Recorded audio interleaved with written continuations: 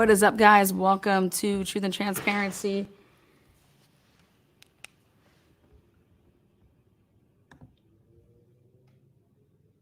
Again, welcome. Hope you guys had a good, long weekend with family and friends. I took advantage of the break. So much so that this is about to be lit. Again, I got like a 6-minute pre-record. Want you guys to see it. Want to say hello to the members, the moderators. Thank you for being here. Subscribers, everybody. Hope you guys had a wonderful, like I said, weekend.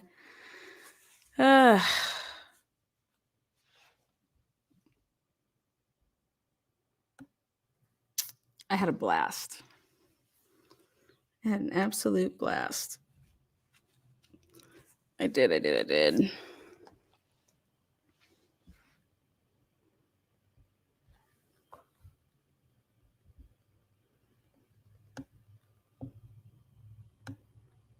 All right, guys, check this out. Check this out. I think you guys are going to be interested.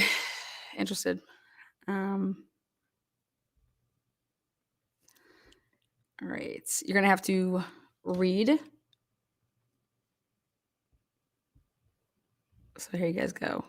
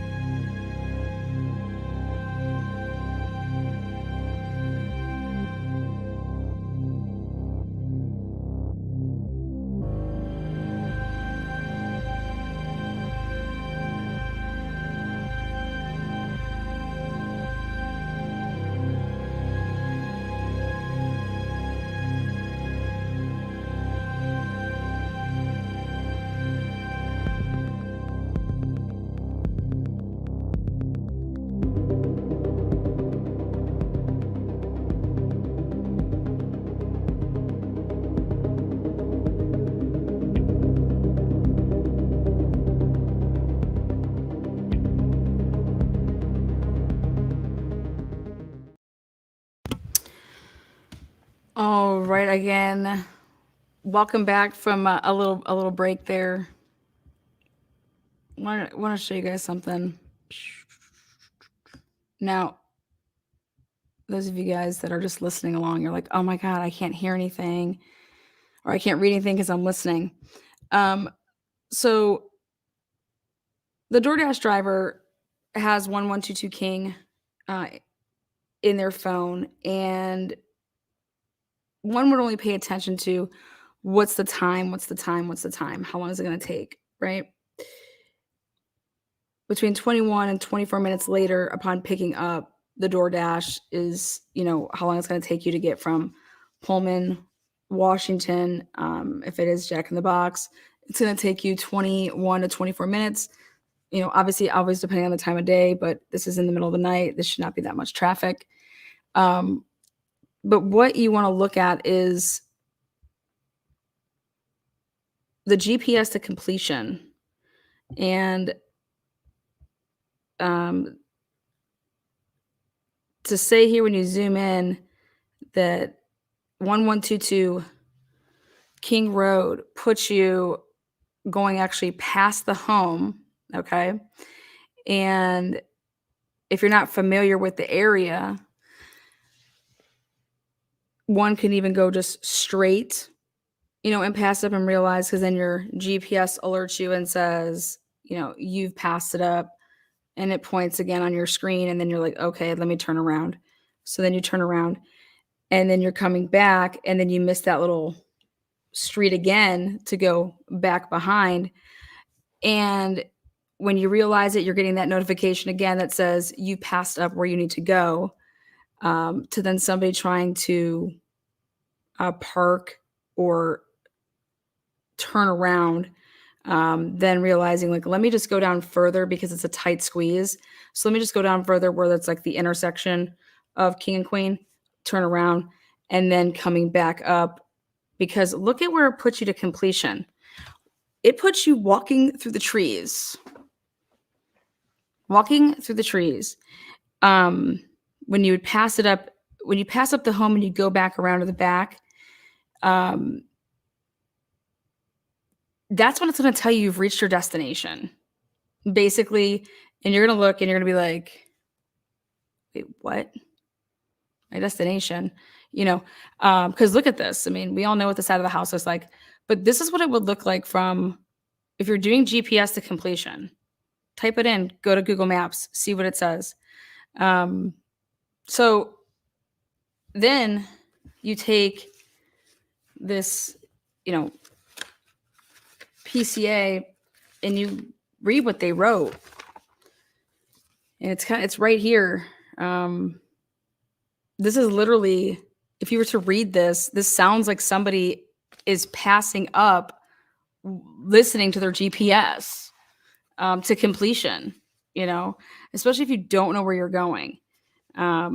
So how many times did the person just do what they did here, beginning at, suspect vehicle 1 can be seen entering the area 4th time, approximately 4:04 a.m. It can be seen driving eastbound, and they put King Road. I crossed that out and put Queen just because the way that east is, you can't be on King and go east. Sorry. So, and that also is Queen right here. So that's why that's crossed off in my PCA, because it's the bomb. But stopping and turning around in front of 500 Queen Road, number 52, that's up just past it here. Okay, where that like white car is right there, where you can see that. When suspect vehicle 1 is in front of the King Road residence, it appears to unsuccessfully attempt to park or turn around in the road. And because it was so tight, I think that they were trying to turn around because, once again, they passed up, oh God, I got to go down this side road here, and so then they went a little further to then make that 3-point, turn. And then it says, and then driving eastbound again down Queen Road, and then period, end. That's it. Well, because Queen Road, I believe at this time they came around back. Now we get to the point of, this GPS tells you you've reached your destination, and you're looking and you're like, what the heck? There's like, you see what you see, but you see, okay, does this person then go, does the DoorDash person go to to the back? Does this DoorDash person go walk around from the trees to the front door? So the point is that in the PCA, what they put out there and what this car did is truly somebody being lost, but following a GPS, because this GPS puts you think like, how are you going to walk in through going through the trees? I mean, you can, but that's not like, you'd be like, wait, what? That's not what I'm supposed to be doing. But that's what it tells you to do if you're going to go to completion. So did Bryan Kohberger allegedly walk the same way through into the house that the DoorDash person did? And was there any type of communication where this DoorDash person, that they were lost? Did they make some type of communication with the person at the home to say, hey, I can't find your place? I mean, that type of stuff happens. But at the end of the day, we never really talked about this. Where does the GPS really kind of like, stop you? Where would it tell you on your phone? Say, you've reached your destination. Here we are. And literally it would be when you would come around to the back. So when you read this at 4:04, how can one not logically think that this is somebody, sounds like they're sweetness, that they're cheers, that they're lost, that they're following a GPS that they can't, get around. But then what are the odds that this is happening? Okay. That this person, so we want to talk about how, oh my God, whoever did this, they just missed the DoorDash person. This DoorDasher, okay, if you're following your GPS and you don't know where you're going, you're going to be driving all over like this, because it's not going to make sense where this ends you up. So you're going to have the DoorDash person, in my opinion, doing something that is very similar to what they're trying to say that suspect vehicle 1 did. And then it just like kind of disappears, you know what I mean? So I was talking with Bella today, and I was like, I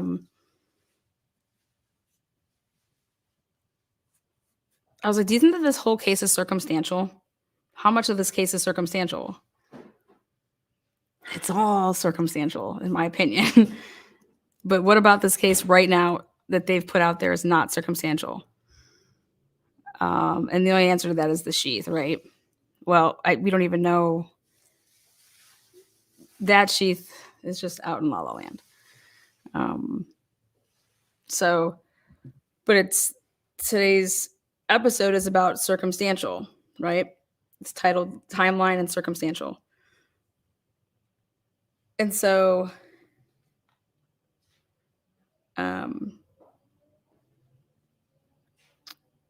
how is the prosecution going to get past? I'm going to try to show you guys the whiteboard here. Get past the problem that I see, unless they have more, which we don't know what they have. How are they going to get past your FBI agent that's 15 years with CAST and identifying vehicles and all that stuff? You gave him or her, because they did not say if it was a boy or girl, a video from the King Road area and asked them to identify this vehicle. And they came back and they said that this was a 2011, 2013 white Elantra. Okay. And that was the identification of this FBI agent with X amount of experience and all that. then later gave them a different camera footage, and this was from a different state. This is Washington. So here's Washington's WSU's campus. There's 5 cameras. Here you go. What type of car is that? And comes back with, well, that's a 2014 to 2016 white Elantra.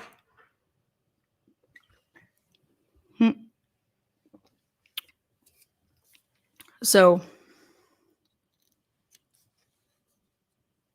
the timestamp at 2:50, or I'm sorry, at 2:53 a.m.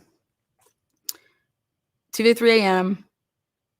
35 to about 35 minutes before that vehicle was supposed to be on Moscow's campus to then be identified as a 2011, 2013. This person saying this is a 2014, 2016. They identified 2 different vehicles, but yet this is supposed to be the same vehicle that Bryan Kohberger took from WSU to Moscow. How do you get past that?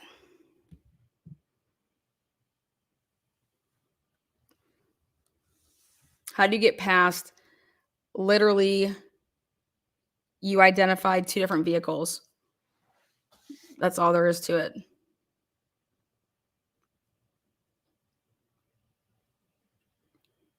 But that's the vehicle that from Washington, like it has to be the vehicle, because if those are 2 different vehicles, then how did Bryan Kohberger get to, Moscow? Because that's not the one.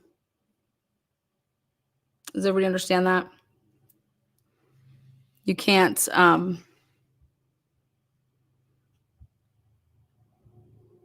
they can't be the same vehicle because they were identified as not the same vehicle. Until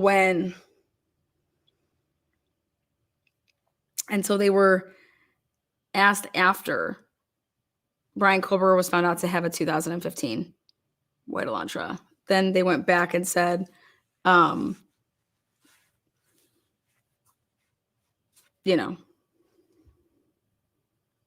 got, well, this actually could be a 2014, 2016. Well, what made you change your mind? What are your notes? What were your notes then to what were your notes now?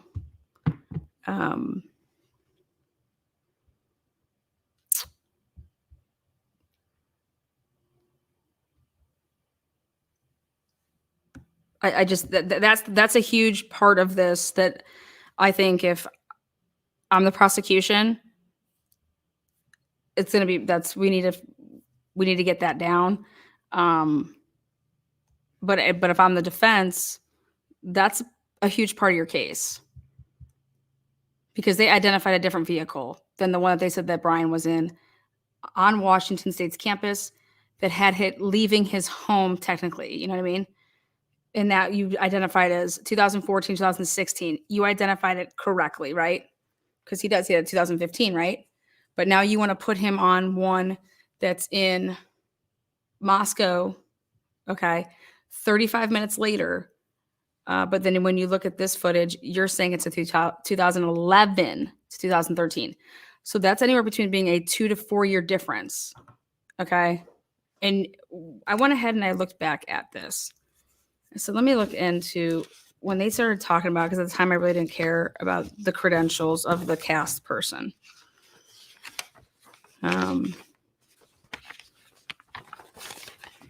But now it's going to be important if you're Anne. I think also if you're the prosecution.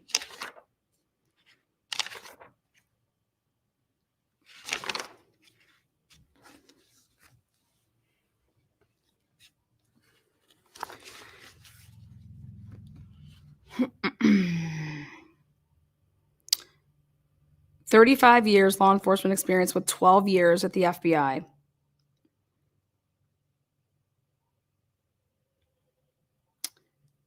Law enforcement officers provided video footage of suspect vehicle 1 to forensic examiners with the Federal Bureau of Investigation that regularly utilized surveillance footage to identify the year, make, and model of unknown vehicle that is observed by one or more cameras during the commission of a criminal offense.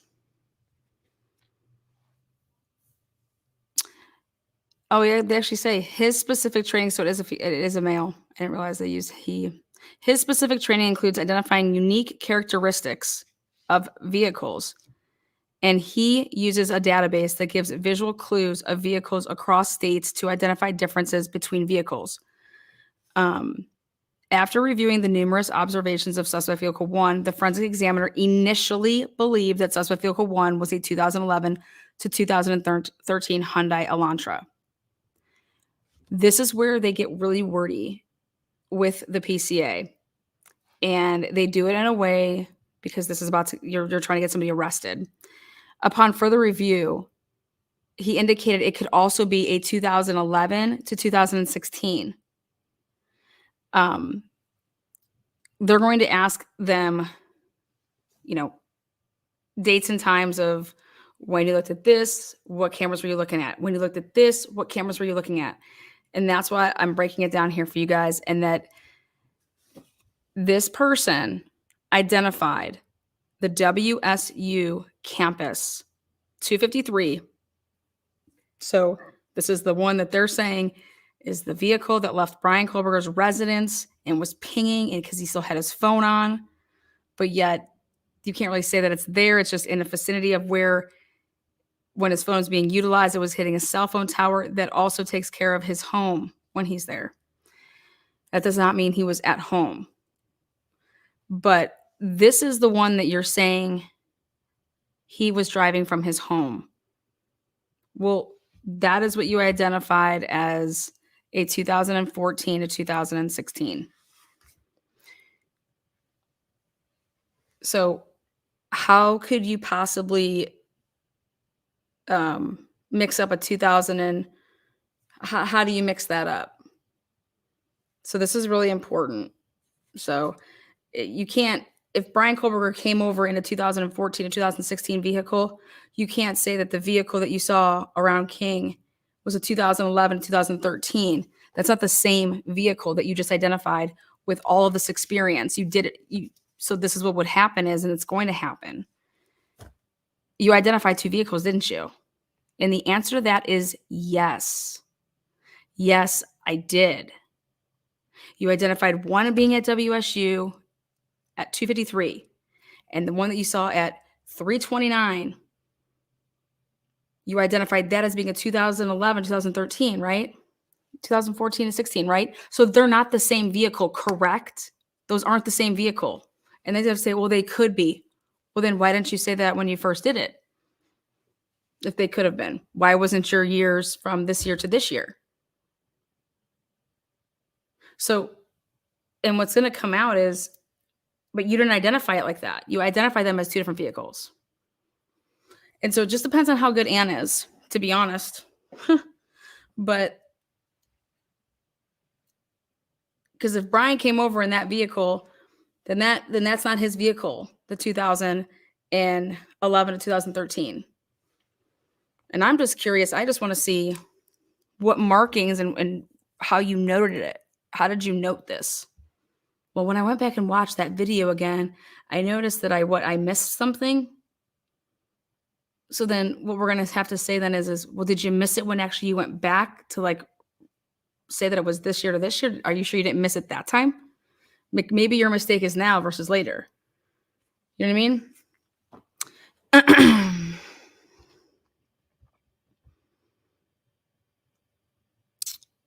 But this is a guy, your FBI guy here, he is going to be somebody that is testifying at the preliminary hearing.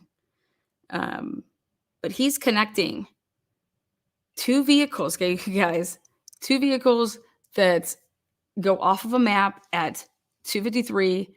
And how are you saying that that car that was on the map on WSU's campus surveillance camera at 253 is the same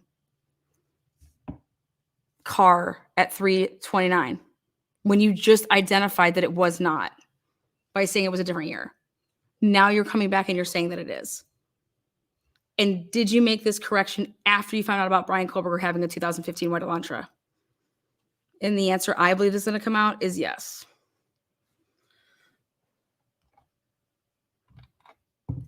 So that to me, I believe is going to be a hurdle.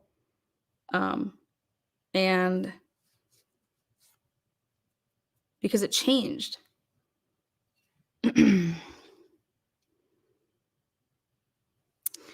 So when you actually read the PCA and you go through it, they're using different.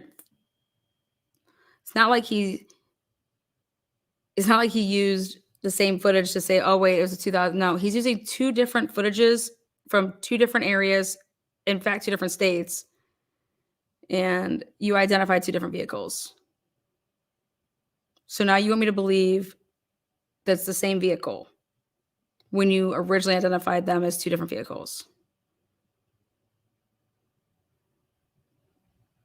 And I just think you're going to really, really have to explain that in terms of like, yes, see this little curve here, right here? See how the light is not as high as the other? I mean, it's going to be stuff like that. And everyone's like, they all have white Elantras, right? Well, yes. Now we get to the whiteboard, guys. And we cannot deny this. It's going to come up. Brett Kopaka, Coffee House Apartments, literally right across the street from the camera footage that has Bryan Kohberger's allegedly vehicle at 247. I'm sorry, at 244. And then you see it again at 253 in the same almost spot. How is a vehicle, remember we talked about this way back a couple months ago? How is a vehicle, what is Bryan doing for 9 minutes to end up in the same spot that he was 9 minutes ago? Mic dropping. Yes, the whiteboard.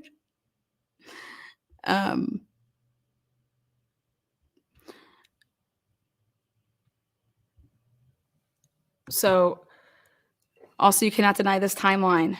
It comes out to the public that they're looking for a white Elantra, right? December 7th. Literally the next weekend, within 7 days, there's a guy that's killed. There's a guy that's killed because he said he was going to kill his roommates. Okay. So, and he was killed literally right outside. He was killed in his apartment, but that apartment is literally right across the way from where the 9 minutes, the standing 9 minutes. So,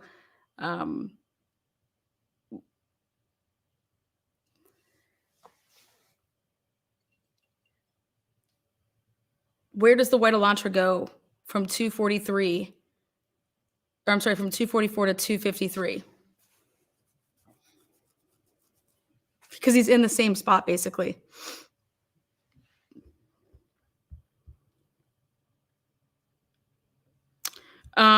Brett's family, for sure. Brent's family had an Elantra. I think it was silver, though. Not sure what he drove, but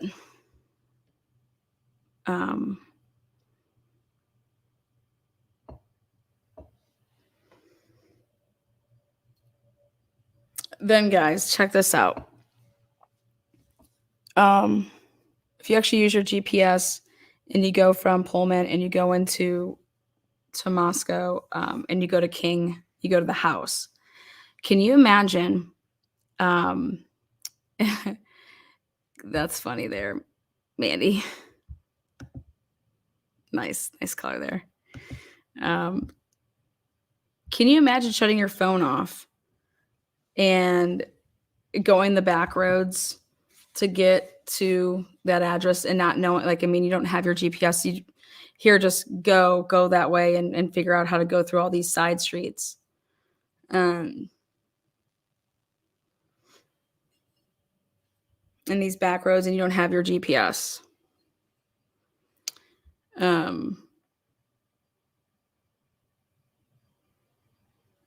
So that's, I mean, I guess he could have gone old school and used a piece of paper and wrote it down. Absolutely.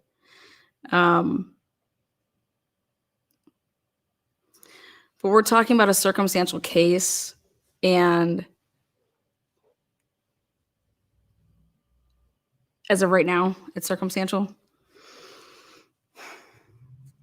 I think that just brings me back to why Anne asked for when she said, "I want to know all these search warrants that you asked for, even if they were not like if they were denied." She wants to read them. So I think for me, that's going to be on the arrest of Bryan Kohberger. How many times did you try to get, how many times did you try to arrest him? And then when was it finally taken? Because none of the search warrants, not a single one of them, not one search warrant, besides the arrest, used the touch DNA.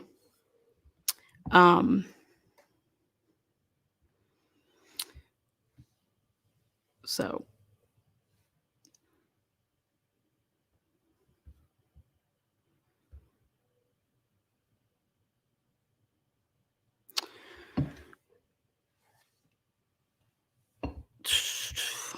well, you guys, let's think about this. Everyone's saying, why would the DoorDash order come at 4 if it was ordered at, whatever time at 2:45? Well, guys, who says it came at 4? By choice. If somebody is lost back there and they can't, like, it came by at 3:29, then it left, then it came back, then it came back, then it came back. Well, look at this. Look at where they want you to go into the house. Like, look at this. Your GPS is telling you like crazy things, right? I mean, I don't know. Maybe they tried at 3:29 to come there, and don't know.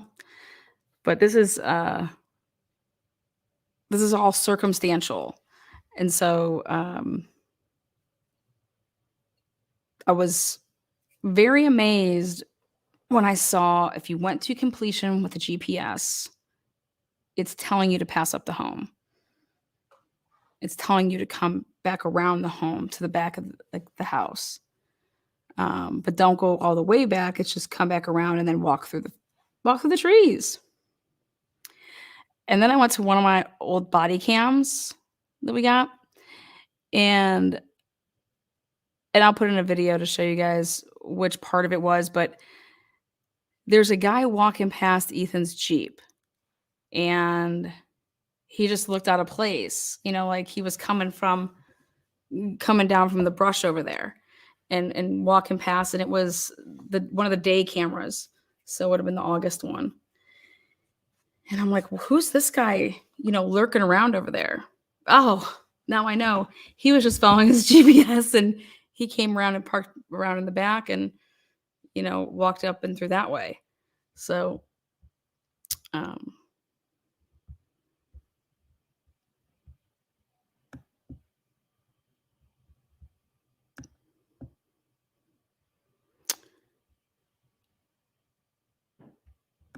yeah, so everybody asking, I'm hoping to talk with JLR about a lot of things. So I haven't been looking at chat. Person is not going to drive past 3 times and get lost. Well, I think you're giving some credit to some people, because there are some horrible people out there that do not know how to get around town. You'd be amazed. My sister's one of them. She's horrible with directions.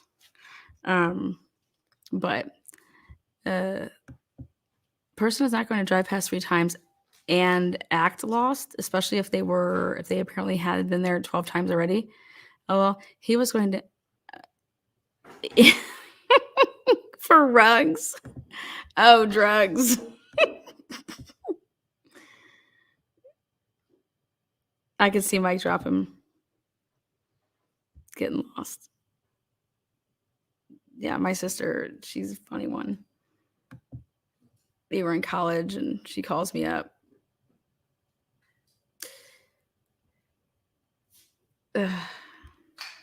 she's like, I need directions. I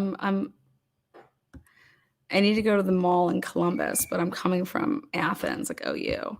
I'm like, why are you coming to Columbus to go to the mall? Like, who does that shit? Like on a Sunday. It's just like, that's not the point. I was like, okay, where are you? She's like, okay, I just need to know. Like, do we head towards like Indianapolis or do we head to? I'm like, Indianapolis. I'm like, what are you talking about, girl? I was like, what highway are you on? I was like, bless your heart. Bless your heart.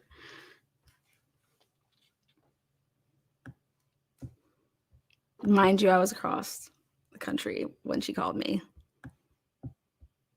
She at least knew to call me, though. Yes.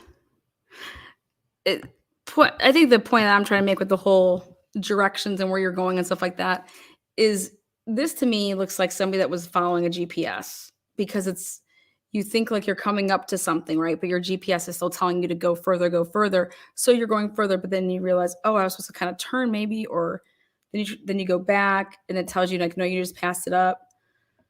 And then you come here where it wants you just to kind of stop where there's a bunch of trees and you're like, what?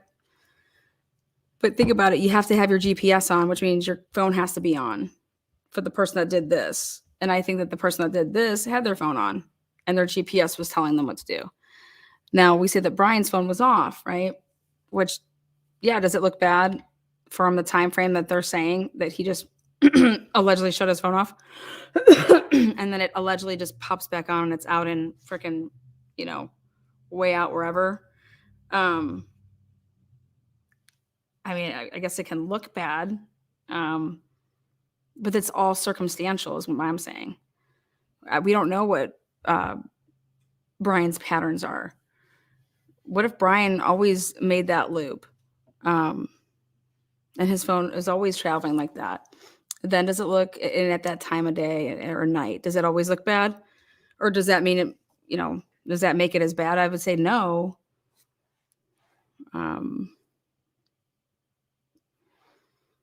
But this is somebody that shut off their phone. So how the heck are they traveling through the back roads of Indian Hill to come back down, to come around?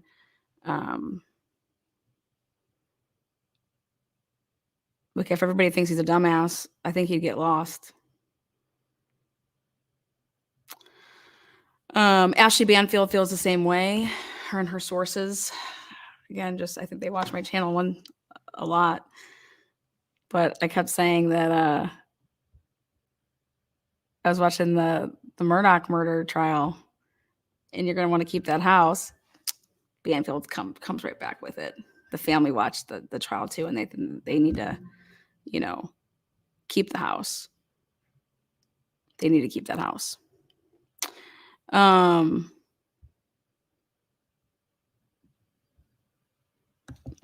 So.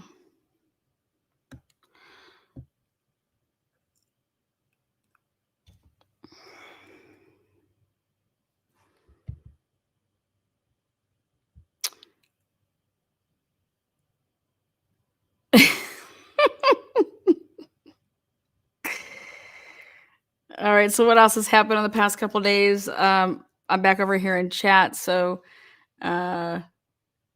what do you guys have for me? What do you want to know my thoughts on?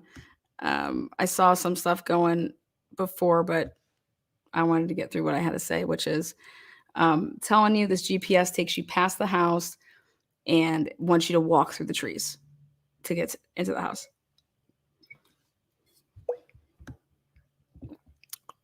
I'm pissed, Atlanta. Why are you pissed, girl? I'd rather be pissed off than pissed on, girl.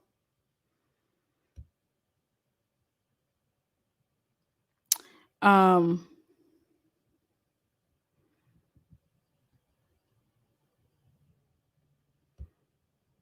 I'll just give Ian a call, Mr. Hirsch.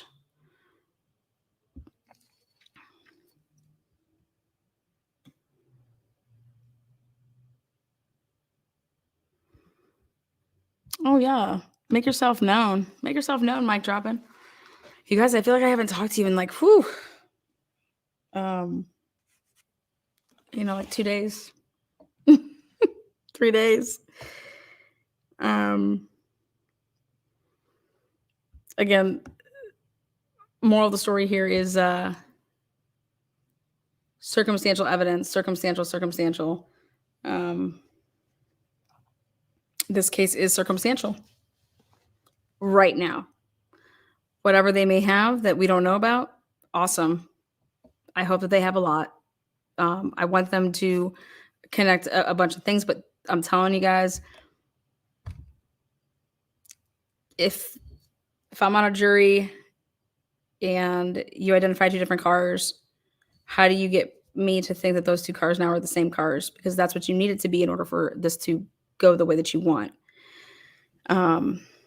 And then it's just really hard for me to read this PCA and have Blaker over here saying that he went straight home, but you're telling me that he went way out there based off in his pings.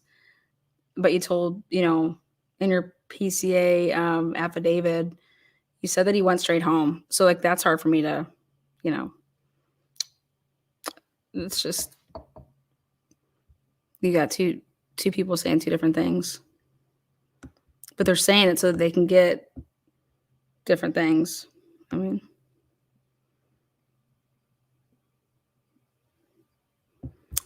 yes, he's on speed dial. He goes, he just went, what's today, Monday?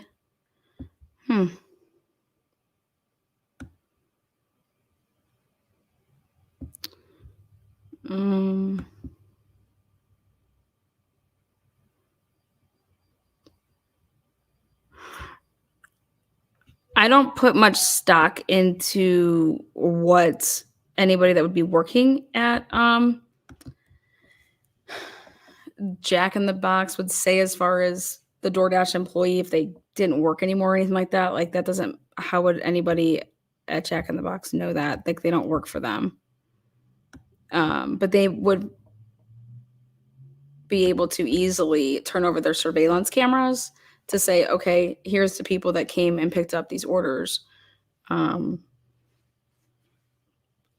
drive-through. So it'd be interesting to see what kind of car they have.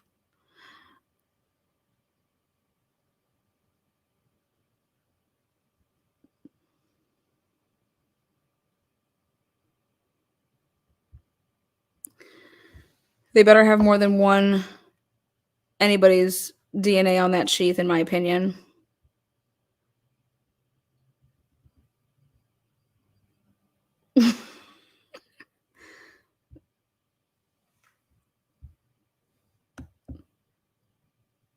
I'll take the compliment. Thank you. Very much so. Thank you.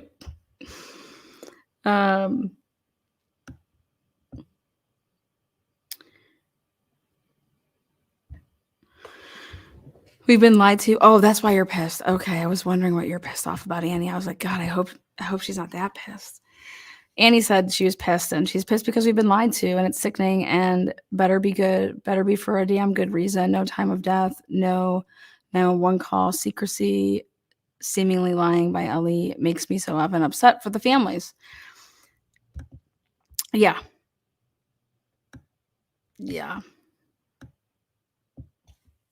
Lack of communication. Like I said, I couldn't imagine what any of them would be going through during any of this, but I know they were frustrated because they were reaching out and they were doing things themselves. So I don't understand how you lose that trust in the families, how you lose that communication. Especially, I guess all you have to do is give them some information, and if they put it out, say this is why we can't give you any more. You guys put stuff out, you know what I mean?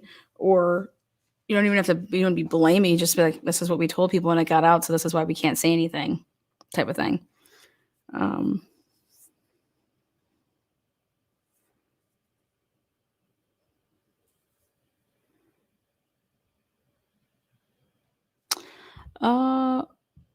Well, Mark, I know that I am.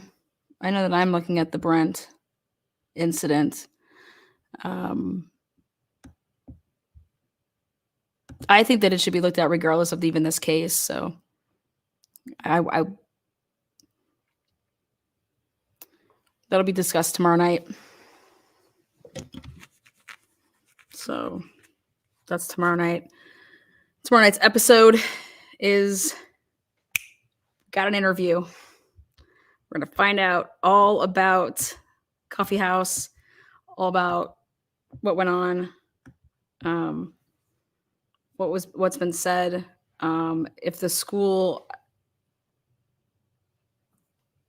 allegedly people are living or paying to live there but aren't living there because they were scared, but the school wasn't going to do anything about it. And so we're going to get down to some business on the Coffee House apartments. Again, guys, that's right outside of where the 9 minutes is, in my opinion, is missing. If homeboy Bryan is in his white Elantra and traveling to go, how is he basically in the same spot on camera at 2:44 a.m. and then on camera again at 2:53 a.m. And in that area, there it's a 9-minute period. You would be hella way further. That's not where you would be in a 9-minute period. What was Bryan doing? Where was he at? And then let's back up the white Elantra to the last point that it's possibly ever seen anywhere. Again, and I just would love to know if you guys think it was coming from his home. There's no camera footage of that, and there's not going to be, in my opinion. It's not there. So I struggle with the thought of that he was at home at 2:42 in the morning. He was on a cell tower that is in a radius that covered his home. And then at 2:47, he was in he was a little more south, and again, in a radius, and you can't pinpoint it. So I'm all for the white Elantra on the WSU cameras being Kohberger's vehicle, but you labeled that as a 2014 and 2016. And then the one that you find on campus 35 minutes later that has to be his, that's a 2011, 2013. So that's problematic. Yeah, everybody deserves the truth. Family deserves the truth. Victims deserve the truth. I think that people searching for the truth and being vocal about it and being respectful about it, though, that's how they can come.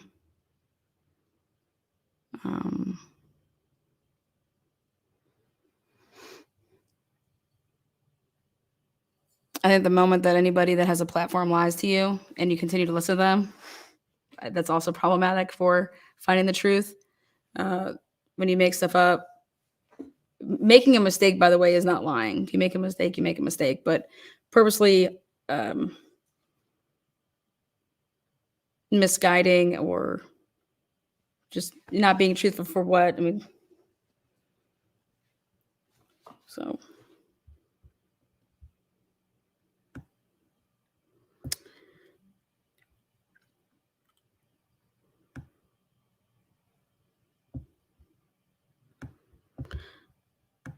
I think in life, you don't ever know the whole truth of something. I also think it's hard to know the whole truth of something when you don't know what questions to ask. Then you can't know the truth.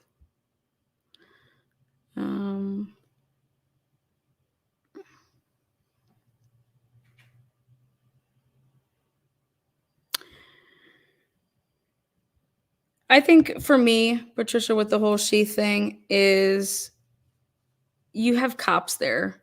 You had 4 officers there before anybody else for 4 hours, basically. And, obviously they're doing what they're supposed to be doing, making a perimeter. They're supposed to be isolating witnesses and stuff like that. But with these cops being there and then one after another, each cop arriving and going through the house. And I believe that Payne and Blaker went through together with Smith, by the way. They both got there at 4 o'clock. I mean, you think Smith said, okay, hey, Blaker, you wait here. I'm going to take Payne through, and then I'm going to come back and get you. I don't think that that's what happened. But I find it hard to believe that these guys wouldn't have been talking about seeing Sheath to each other. I find that hard to believe because I would think that that's what you're supposed to be doing. Did you see this? Did you see that? Pointing something out. When you go back and you watch the body cams of the officers that were there at the Murdoch murder Moselle, and they were there, you see all these cops talking to each other. What do you think they're talking about? Hey, what's the weather like? You know, I would hope they're talking about stuff to do with the case, and that's kind of what you see with the main body cam that's been out there. Him filling people in on, yeah, that was the gun that I put in my vehicle, da da da. So my daughter just yelled, "Yes, Mom, are you listening to Lana?" Yes, Lana's on. I'll take that.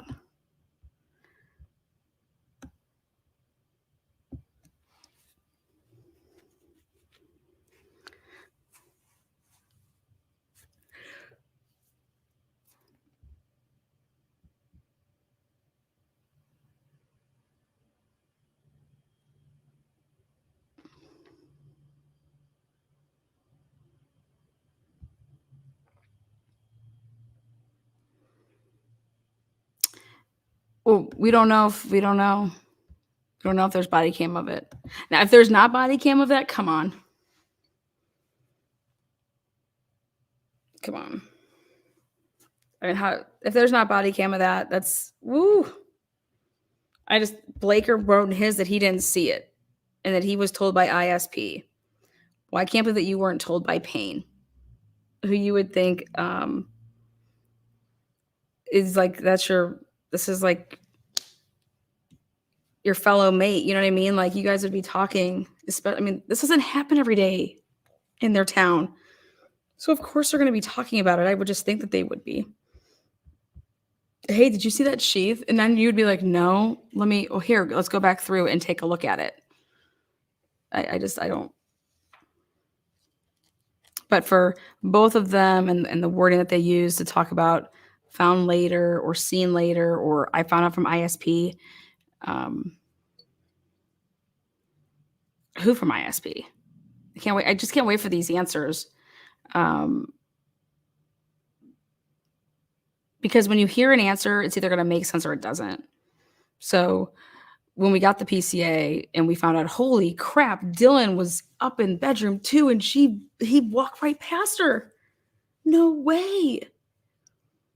So we hear that and we're just like, okay, do you believe it or do you not? Well, I'll believe it when I see Dylan's phone records. I want to see how many times she got up and had her phone in her hand and was making steps between, 4 a.m. to noon. Good evening, everybody. Yes. I think it's funny when people are like, "Oh, I'm putting you on the big screen tonight." I'm like, "Oh God."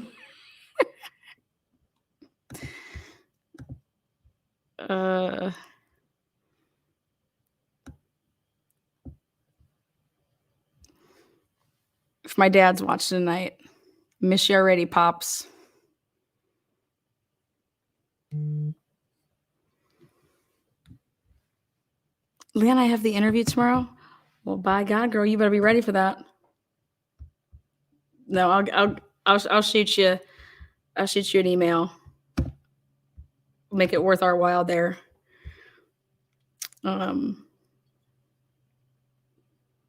Double stereo. Which ones are they on? Like the same? I would think that one would be behind the other. So, I'll take that. So soothing. Yeah. So.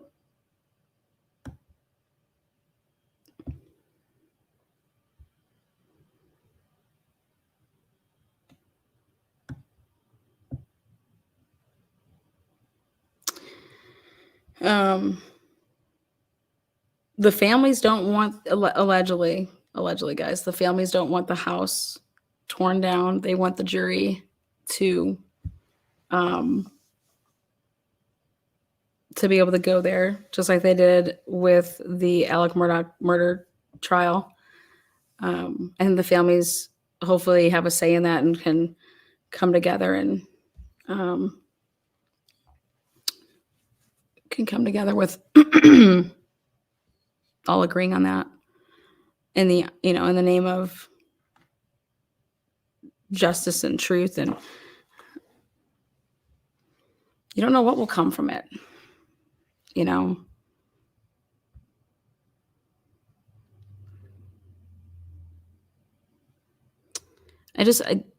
I truly don't see the reason for the quickness to tear it down. It's forever going to be like 1122 King Road. I mean, there's all the pictures that you can still find, all the videos that I know that I've ever done. Like, that's where you're going to be able to go through the maps, and we have all the body cam. I mean, we have everything. That tearing down that house,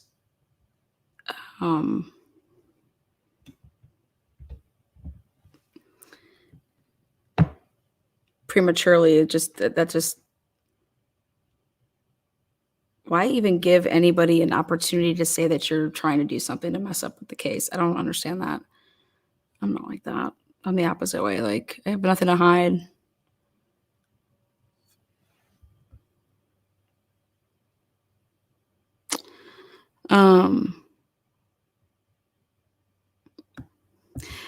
Christopher, with my thing with the 252, both of them stopping to use their phones, I don't think they both fell asleep at the same time. That rarely ever happens in life. And it's circumstantial to say that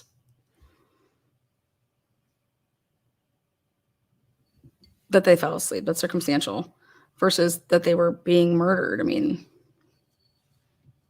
so I think they're going to need a little bit more. I would be shooting for that. I mean, why did they both stop texting or calling or whatever they were doing? Why aren't they using any of their phones for the time of the crime? Why are they only using the surviving roommates, as well as Dylan and Bethany's reaccounts of some stuff for the time of the crime?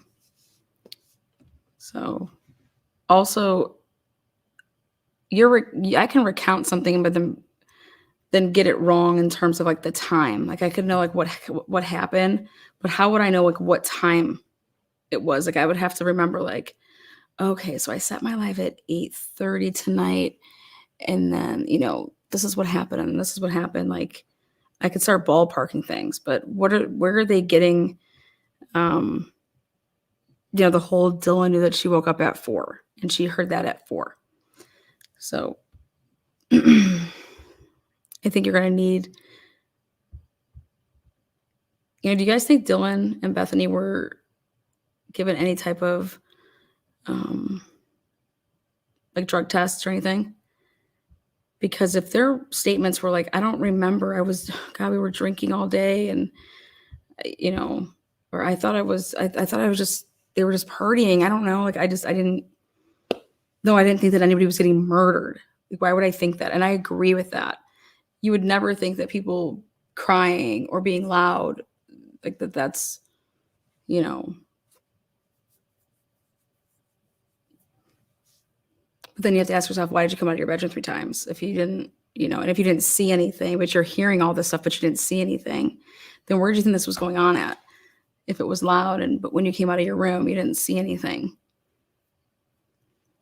So again, I just don't see any of this though happening until the trial, because I don't believe that Bethany or Dylan will be testifying whatsoever at the preliminary hearing.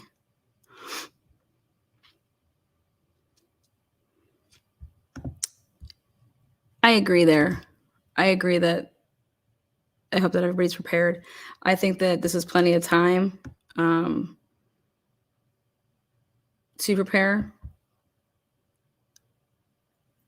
But the only way that you would not be prepared if you're the defense is if you're not getting the stuff that you need. So you need to, we need discovery. You have to turn over discovery.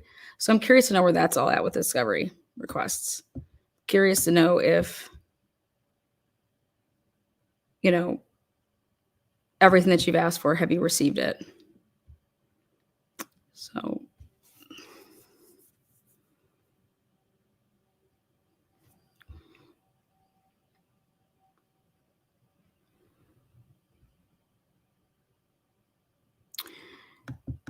if the only statements that we have from law enforcement is Dylan, no, not during the preliminary hearing. During the preliminary hearing, those law enforcement agents are allowed to testify to hearsay in a preliminary hearing. So we don't have to hear from, Dylan or Bethany. In the preliminary hearing, that'll come out in trial, though.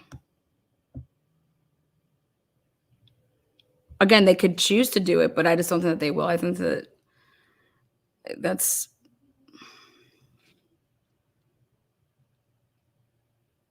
now, if the cop that took their statement, if he's the Brady guy or he's the gigolo, the gigolo, then maybe. I mean, there's,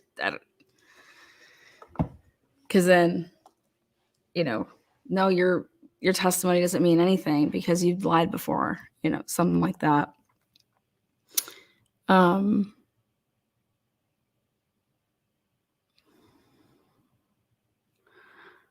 would just be interested to know if they did a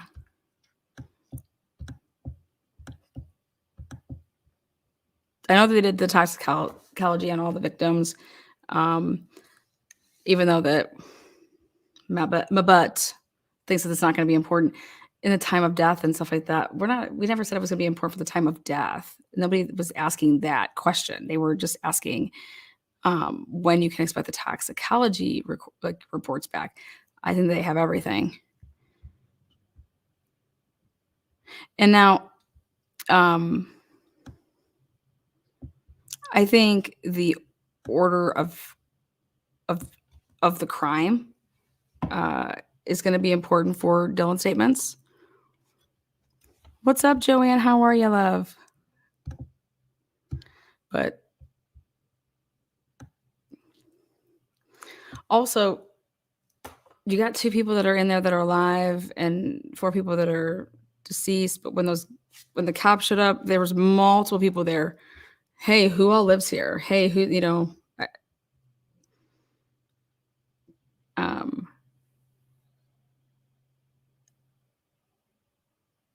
I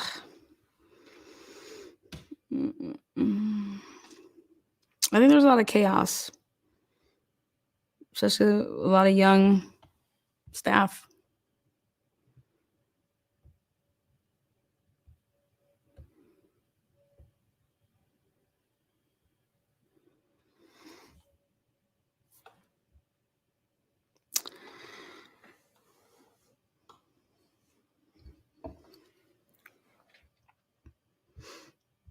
I think that question's going to be answered at the preliminary hearing,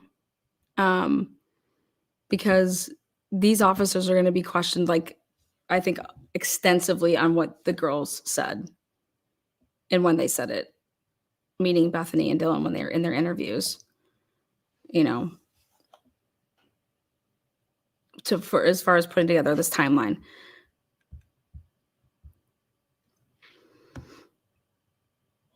Have you guys ever thought about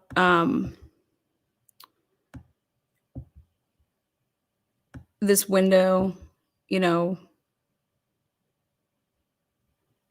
we have to say this happened between 4 and 4:25. Have you guys ever thought about why they even needed to say that?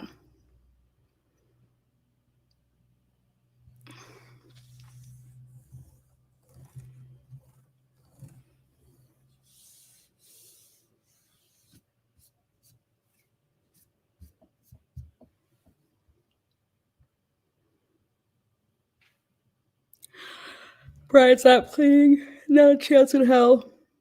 No way.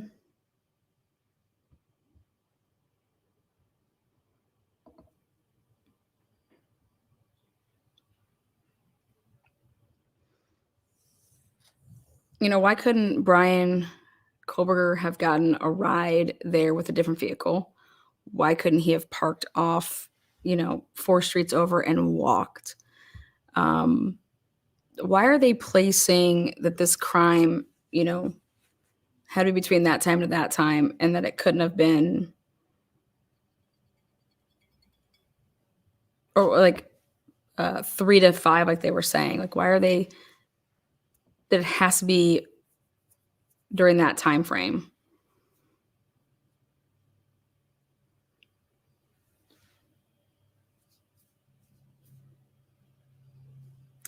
And these Ring cameras, depending on what camera and what they're using, like I said, I've been doing other cases and going through mad Ring footage, like a crazy person,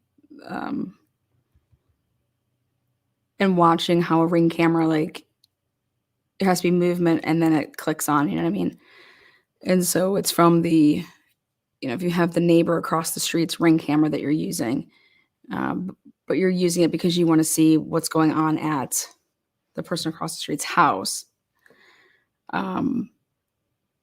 There's gaps. Like, this isn't just like a constant 24/7 rolling camera. Stop yawning. I'm about to start ripping some shots, Gina. So there's gonna be like a lot of gaps. There's just like no. When I'm going through this Ring camera that I have, and it's like, I got something at 7:22. I got something at 7:24. Then 7:37. Well, what happened between 7:24 and 7:37? I don't have anything.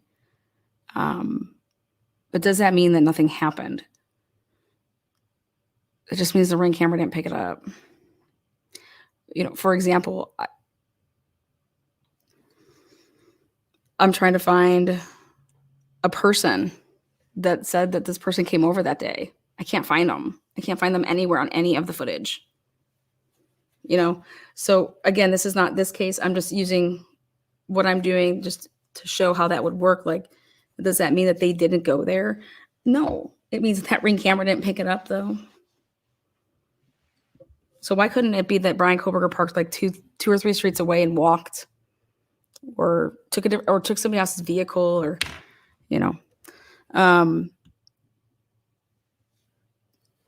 why wouldn't they give themselves more of like a window or the opportunity? And because cars don't kill people, people kill people.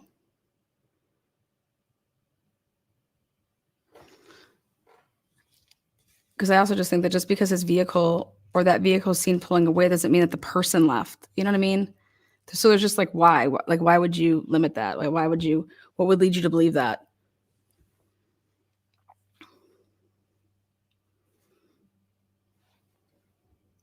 And that just tells you how much I believe that this is so circumstantial, and they believe it's that circumstantial, and that's why the PCA is the way it is. So hopefully they have a lot more, because it's, in my opinion, it's sad to see that people off of this PCA thinks that he did all these things with this PCA. They can't even put him literally at the house talking to anybody. Nothing in there is physical. And now you look at someone like Alec Murdaugh, who tried to shoot himself and do all, there was all this crazy ass shit around him and physical stuff. He was physically at the crime scene just, moments before. You see him. His GPS is there, OnStar is there, stuff like that.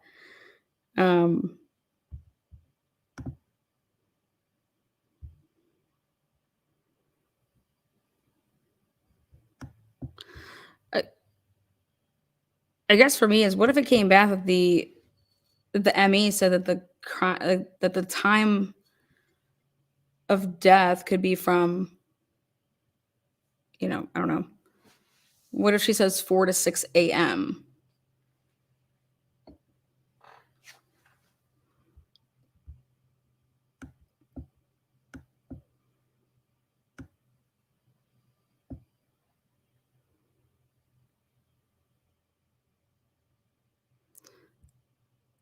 Unfortunately, there is plea deals when you murder people.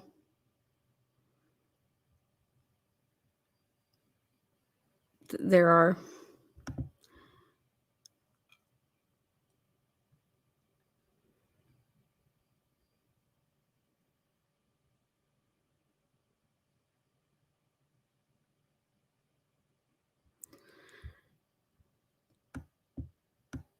Exactly.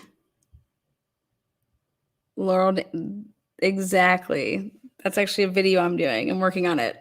Is the differences between a 2011 to 2013 and then 2014 to 16 to show like the differences of the vehicles.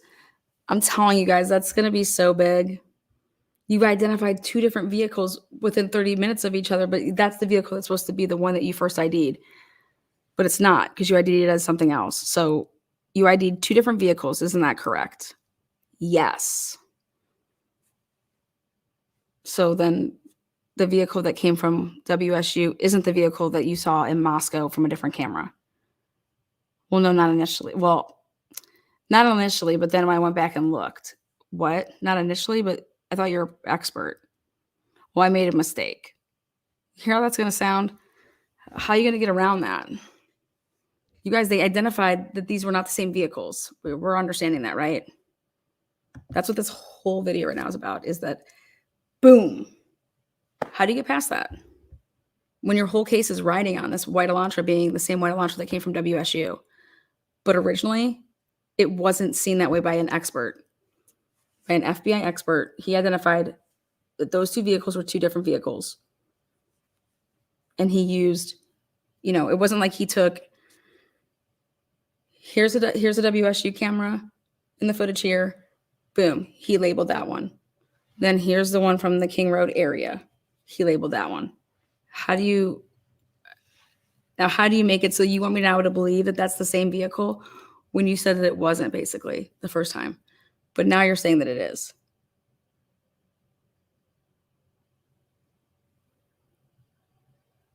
What? Yes, it does. It looks like a Toyota. That's exactly what it looks like. 100. It looks like a Camry.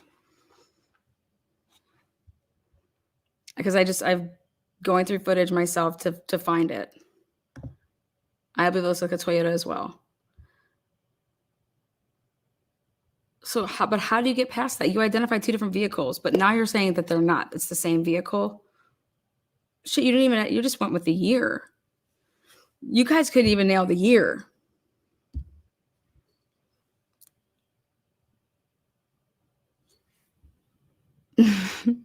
What's up, Heather? How are you?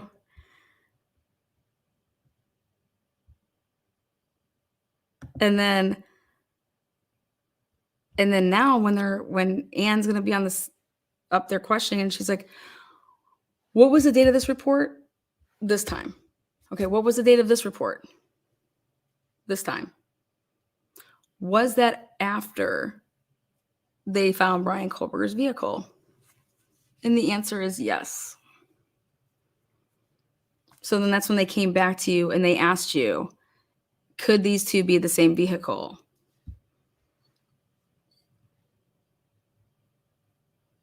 So it's just going to be interesting.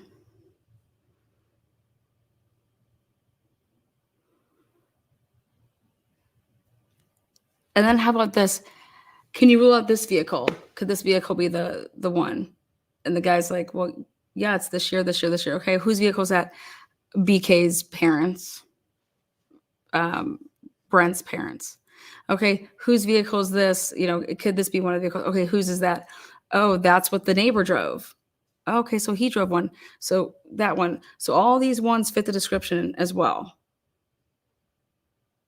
You know what I mean? Like, that's what I would be focused on. I'd be focused on the fact that you labeled these two vehicles different. So then therefore you don't have that can't be Bryan because you put him on this vehicle and this make and model right here. And that's not the same vehicle as that one. That's what you would really be focusing on. And then I would show this and I would say, look at this.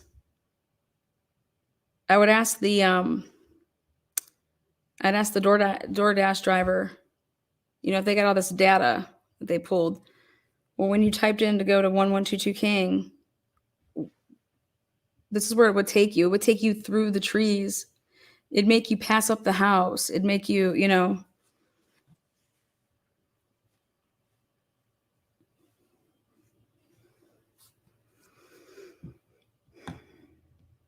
And then we finally asked, have you ever heard of somebody using a stock image?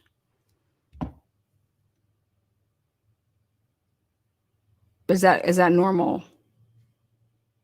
Would law enforcement use a stock photo to ask the public, hey, have you seen this? Hey, have you seen this car? And throw up a stock photo. And they said no. They said, what?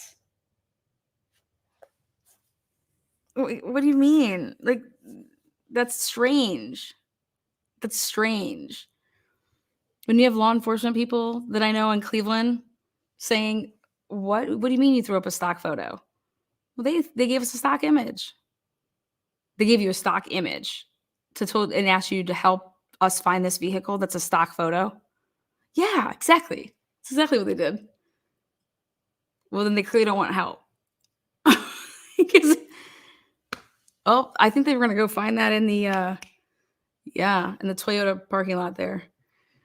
I mean, do you guys understand how crazy that is? Hey guys, we were looking for a 2011, 2013 white Hyundai Elantra. Here's the photo. Zoop. And it's it's a stock photo. Wait, what? Out of here.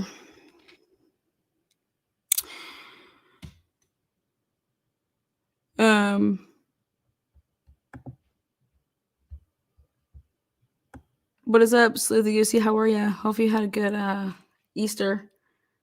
TNT, do you think any Ring camera would get a picture of people going into the back sliding glass doors? I should pull up show you guys what some 2023 Ring footage look like. Maybe I will. Was the stock photo even? I know, who knows? But think about that, guys.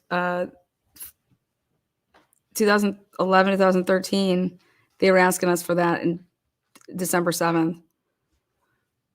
So clearly they didn't know they were looking for the 14 to 16 yet. Come on. Just the timeline's everything on when certain people were asked certain things in the investigation. So I just hope that Anne's PI's on it. The only way that you would have anybody walking in the back is if your camera, like, those houses are weird over there. So like if you'd have to have one of these houses have like their camera set up, but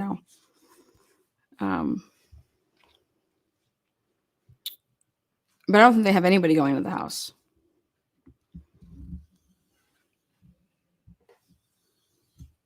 I don't. I also think that that if they were looking at all this footage, they didn't know about a DoorDash because the DoorDash person came over here. This is my thought. I mean, I'm going to follow my GPS, and my GPS is taking me around the house to the back, to the side of the house, going and walking through the trees.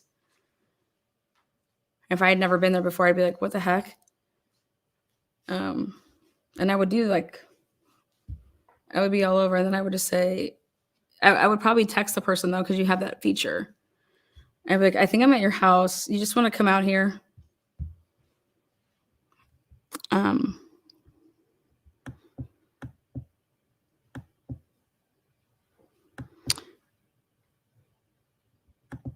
Thank you. I did. Thank you for that.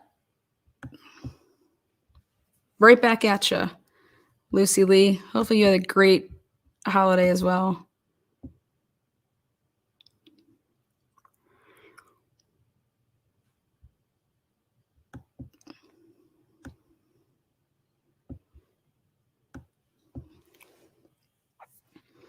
Does the 2015 Elantra have front cameras? Not a clue. We'll find out tomorrow. They always call lost when delivering food to my house. Me too. When I'm at other people's houses, though.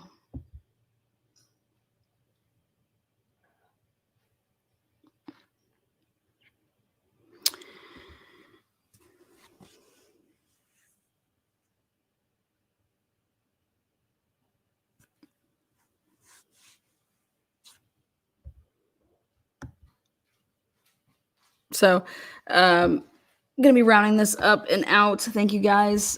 But moral of the story is ask yourself, what do they have that's physical evidence? And they need it. They need some physical evidence. And I'm hoping that they're getting it for the victim's sakes. Like, whether it's going to be that it's Bryan Kohberger that did this or whoever did this, I hope they have way more than what they have here. But you identified two different vehicles, and that's problematic. So I would do everything that I could.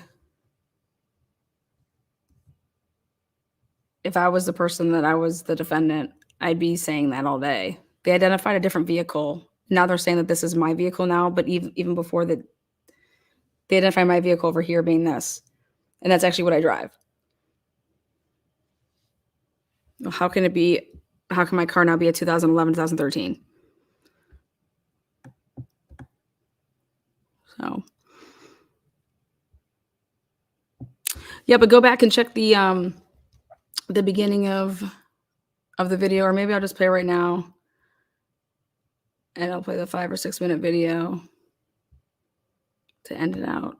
Again, thank you guys for being here. Make sure you guys do me a favor. If you appreciated the video, thumbs it up. If it wasn't your cup of tea, thumbs it down. Make yourself known. You guys have opinions. And it's good to be back. I want to hear from a lot of you guys this week. So I'm going to be doing some click the link, 3-minute open panels. But I am going to have to start being more strict about my 3 minutes. It's not that I don't love you guys. It's just that I want to be able to have more people and all that good stuff. So, but yeah, tomorrow night, we're going to be talking about the Coffee House Apartments and the, we're going to be talking about a WSU student as well as a sorority sister, and what's going all on with the whole Bryan Kohberger debacle and where that falls in, what the timeline truly falls in, and that's right around the 9 minutes that was missing, in my opinion. Why Bryan Kohberger's vehicle was pretty much in the same spot 9 minutes later. It was right by where those apartments were. And how do you lose the white Elantra? Like, where was it for 9 minutes? You can't sit here and tell me that with everything that was going on over there with all those cameras that you just lost that vehicle for 9 minutes. Girl, you got to set a timer on me. And then this Friday night, I will be doing a double feature, an hour and some change over on Drunk Turkey, and they're going to come over here then for an hour and some change. So we're doing like this Friday night for that. And then what else do I have? I know that me and Bella are going to be doing a big debate, prosecution versus defense on,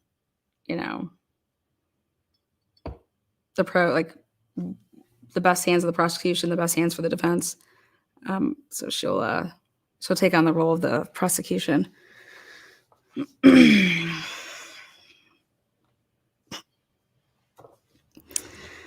So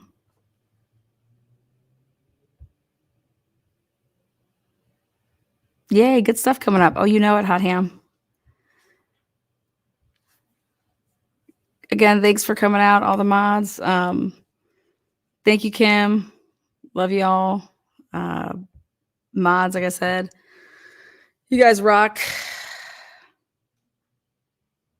I hope you guys had great holidays with your families. Bumblebee, VA Scorpio, Bumblebee, Mike Drop in Mod Squad, Boston. Brooke wants to be a juror. Now you guys just like a debate, so you guys can just pick the winner at the end. Me versus Bella. And just remember whose channel it is when you're voting. I control the block button. No, I'm just kidding. Thank you, Unsolved. Cases and News.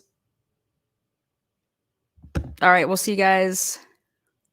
Can I be the... Yes, you can. Yes. Perfect. Yeah, and Miss Nine, I do want to talk about some DNA too. So let's set up